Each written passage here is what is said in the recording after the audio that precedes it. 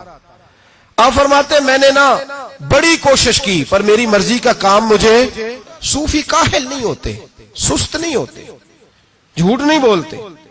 فرماتے میرے اندر طاقت تھی کہ میں حلال کما کے بچوں کو کھلاؤں پر میری مرضی کا کام نہیں ملتا تھا، حد ہو گئی۔ اور جب انسان نیکی کی طرف آتا ہے تو کچھ نہ کچھ آزمائشیں ضرور آتی ہیں، یہ پکی بات ہے، پکی بات۔ جب وہ غلط ملت کر رہا ہوتا ہے تو اس کو لگتا ہے سارا کچھ صحیح ہے، جب سیدھا ہوتا ہے تو بہت ساری پریشانیاں بھی ضرور آتی ہیں، یہ مزاج ہے دین کا۔ آپ فرماتے میں پریشان رہنے لگا، حالات خراب ہونے لگے، آزمائش سخت ہونے لگی، کاروبار بند ہو گیا، کام ہی کوئی نہیں ملتا تھا، میری بیوی ناراض رہنے لگی، ہلکا ہلکا تو اس نے مجھے کہنا شروع کیا، پھر جلال میں آ گئی، اور ایک دن مجھے کہنے لگی اگر آج نانا کچھ لے کے آئے تو بچے لے کے میکے چلی جاؤں گی۔ آپ فرماتے میں بڑا پریشان ہوا، نکل گیا فجر پڑھ کے کام کی تلاش میں نے ظہر تک تلاش کیا لیکن مجھے کام نہ ملا۔ آپ فرماتے نہر فرات کے کنارے تپتی ہوئی ریت پہ میں بیٹھا تھا تو میرے دل میں خیال آیا بندوں کی مزدوری نہیں ملتی تو آج اللہ کی نہ کر لیں، آج اللہ کی مزدوری نہ کرے۔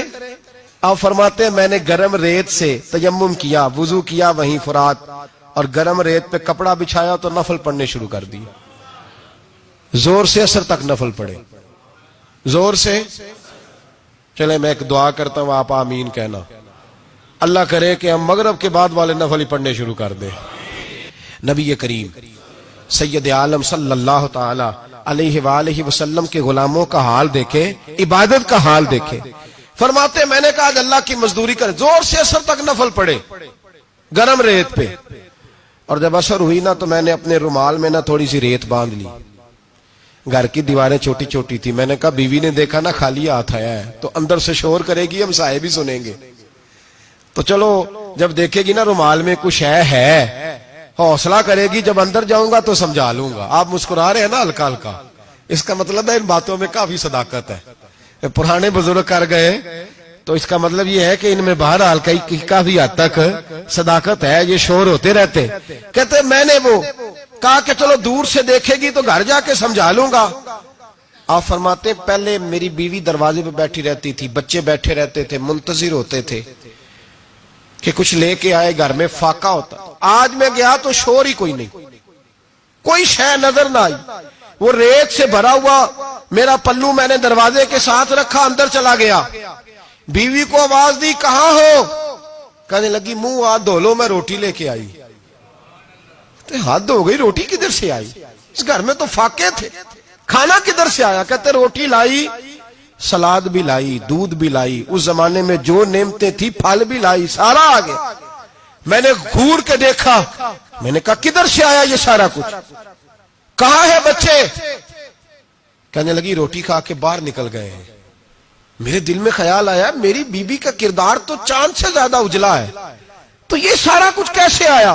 میں نے کہا یہ کہاں سے آیا سارا کچھ؟ تو کہتی ہے میری طرف دیکھ کے کہنے لگی پتہ نہیں آج کس کریم کی مزدوری کرنے چلے گئے تھے، پتہ نہیں کس کریم کی مزدوری پہ چلے گئے تھے، زور ہوئی ہے تو اس نے اناج کی بوریاں بھیجی ہیں، چاول بھیجے ہیں، پھل بھیجے ہیں، اتنا کچھ بھیجا ہے کہ میرے گھر میں رکھنے کو جگہ ہی کوئی نہیں۔ یہ کہتے کہتے اٹھی اور کہنے لگی پہلے ہی بڑا آیا تھا، اب اور کیا لائے ہو؟ آپ فرماتے میں سکتے میں تھا، اس نے جا کے میرا رومال جو کھولا، میں ریت لایا تھا، رب کریم نے ہیرے بنا دیے، وہ ہیرے بن گئے۔ آپ فرماتے کہنے لگی کس کریم کی مزدوری پہ گئے تھے؟ فرماتے میں اٹھا اور کچی زمین پہ سر سجدے میں رکھا، میں نے کہا مالک میں ساری زندگی دنیا راضی کرتا رہا، لوگوں کے دروازوں پہ کھڑا رہا، تعلقات بنا کر تھوڑی سی روزی کے لیے جدوجہد کرتا رہا، دھتکارا گیا، ستایا گیا، مولا میں تو تیرے دروازے پہ آج آیا ہوں، پوری دیہڑی بھی نہیں لگائی، زور سے اثر ڈیوٹی کی ہے، اللہ تیری تھوڑی مزدوری کا اتنا اجر ملتا ہے؟ خدایا تو اتنا نوازتا ہے؟